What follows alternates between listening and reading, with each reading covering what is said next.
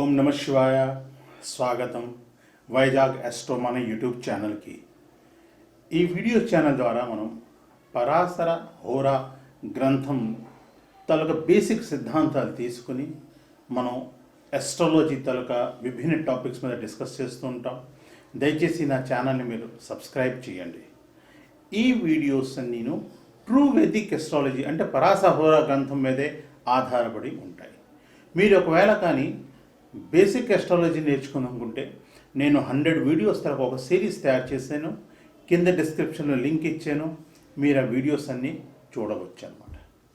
అయితే మనం ఇవాళ మాట్లాడేది సన్ ఇన్ 5th హౌస్ అంటే జాతక చక్రంలోని 5వ భావంలోని సన్ ఉంటే ఎలా ఉంటుంది అనేది చూద్దాం. అయితే ఒకవేళ మీరు కానీ పెయిడ్ కన్సల్టెన్సీ తీసుకుందాం అనుకుంటే మీ జాతక చక్రం చూపించుకొని నామినల్ ఫీజు మీరు పే చేయవచ్చు. మీ జాతకం తాలూకా డీటెయిల్స్ పంపించండి. జాతక చక్రం వేసి మీ ప్రశ్నకి జవాబులు ఇచ్చి వాటికి రెమెడీస్ కూడా చెప్తాను నేను. అయితే ఇప్పుడు సన్ ఇన్ 5th హౌస్ అనేది డిస్కస్ చేసే ముందు ఫస్ట్ మనం సన్ గురించి కాస్త తెలుసుకుందాం. అదేవిధంగా 5th హౌస్ అంటే 5వ భావం గురించి కాస్త తెలుసుకుందాం. దాని తర్వాత ఈ 5th హౌస్లో సన్ కానీ ఉంటే జాతకుడి మీద ఎటువంటి ప్రభావం ఉంటుంది అన్న దాని మీద మనం డిస్కస్ చేద్దాం. మనకు తెలిసిన జ్యోతిష్ శాస్త్రం నుండి 9 గ్రహాలు ఉన్నాయి.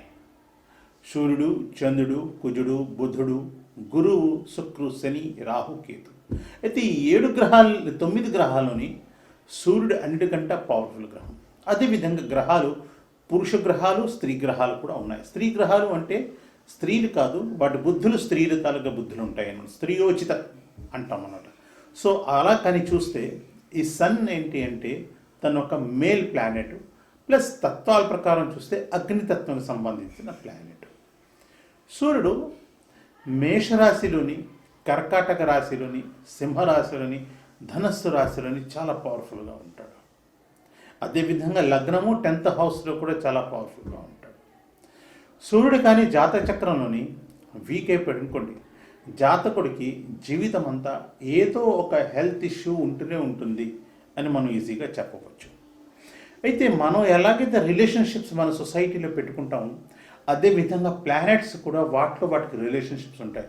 మిత్రులు ఉంటారు, శత్రువులు ఉంటారు, అలాగే న్యూట్రల్ అంటే సమభావంతో ఉన్నవాళ్ళు కూడా ఉంటారు అన్నమాట. సూర్యుడికి చంద్రుడు, కుజుడు, గురువు వీళ్ళు ముగ్గురు మిత్రులు. అదేవిధంగా శని ఇంకా శుక్రుడు శత్రువులు. బుధుడు మాత్రం న్యూట్రల్గానే ఉంటాడు. సూర్యుడు సింహరాశికి అధిపతి. తను మేషములోని 10 డిగ్రీలోని ఉచ్చ స్థితిలో ఉంటాడు, చాలా పవర్ఫుల్గా ఉంటాడు. దానికి జస్ట్ 180 డిగ్రీస్ ఆపోజిట్లో వస్తాయి. తులారాశిలోని 10 డిగ్రీస్లోని తను నీచ స్థితికి పడిపోతాడు.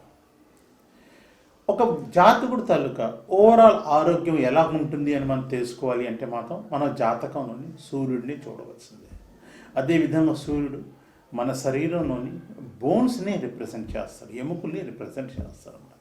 సూర్యుడిని మనం పితృకారకుడు అంటాము, ఆత్మకారకుడు కూడా అంటాం. అంటే తండ్రికి సంబంధించిన ఏ విషయాలైనా జాతకంలో చూడాలంటే మనం కంపల్సరీగా సూర్యుడిని చూడవలసిందే. చాలామంది జాతక చక్రం తీసుకుని వస్తారు. మా అబ్బాయి కానీ అమ్మాయి కానీ డాక్టర్ అవుతారా అవరా, సర్జన్ అవుతారా అవరా, చాలామంది గవర్నమెంట్ జాబ్లో వస్తుందా లేదా అని ప్రశ్న వేస్తారు.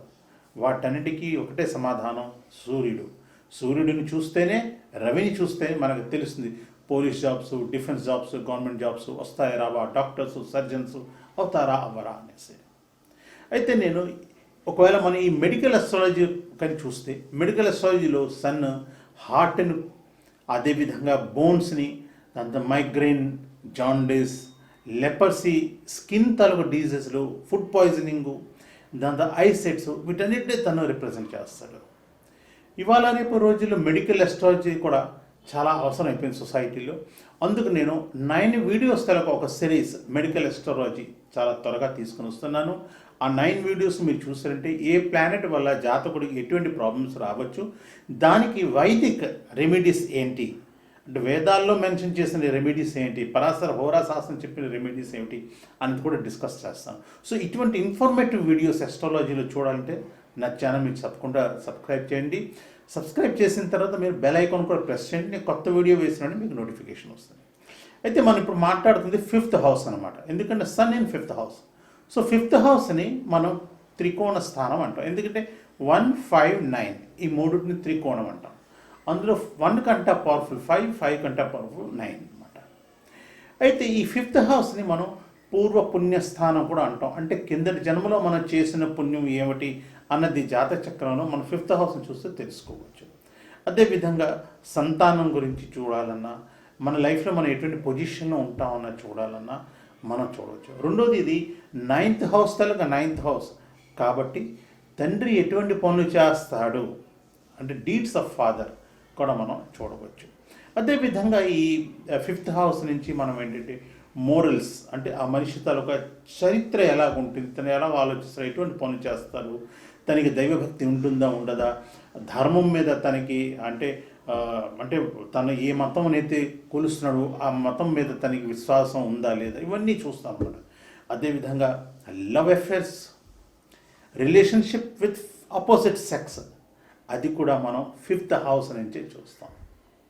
అయితే ఈ 5th హౌస్లో కానీ సన్ కానీ ఉంటే జాతకుడు తనకంట పెద్దలకి అంటే వయసులో పెద్ద అయిన వాళ్ళకి, చదువుకున్న వాళ్ళకి తను శ్రద్ధ చూపిస్తాడు, రెస్పెక్ట్ ఇస్తాడని చెప్పవచ్చు. అదేవిధంగా ఈ జాతకులు ఇంటలెక్చువల్గా ఉంటారు, చాలా తెలివితేటలు ఉంటాయి. ఎటువంటి సమస్యలైనా తెలివితేటలుగా దాన్ని ఆలోచించుకుని దాని పరిష్కారం చేసే కెపాసిటీ వాళ్ళు ఉంటుంది. చాలా ట్యాక్ట్ఫుల్గా ఉంటారు, వాళ్ళు మహాయుక్తిగలంగా ఉంటారు అని మనం చెప్పవచ్చు. అందుకే ఏంటంటే జాతక చక్రంలోని 5th హౌస్లో సన్ కానీ ఉన్నదంటే చాలా మంచిది అని మనం చెప్పవచ్చు. ఈ వీడియో అంతా చూసినందుకు చాలా చాలా ధన్యవాదాలు. దయచేసి ఈ వీడియోని లైక్ చేయండి, షేర్ చేయండి. ఈ వీడియోకి సంబంధించిన ఏమైనా ప్రశ్న కానీ ఉంటే కిందన మీరు కామెంట్స్లో రాయండి, నేను జవాబు ఇవ్వడానికి తప్పకుండా ట్రై చేస్తాను. మళ్ళీ నెక్స్ట్ వీడియోలో ఒక కొత్త టాపిక్ తోటి మిమ్మల్ని కలుస్తాను. అప్పటిదాకా సెలవేయండి. నమస్కారం.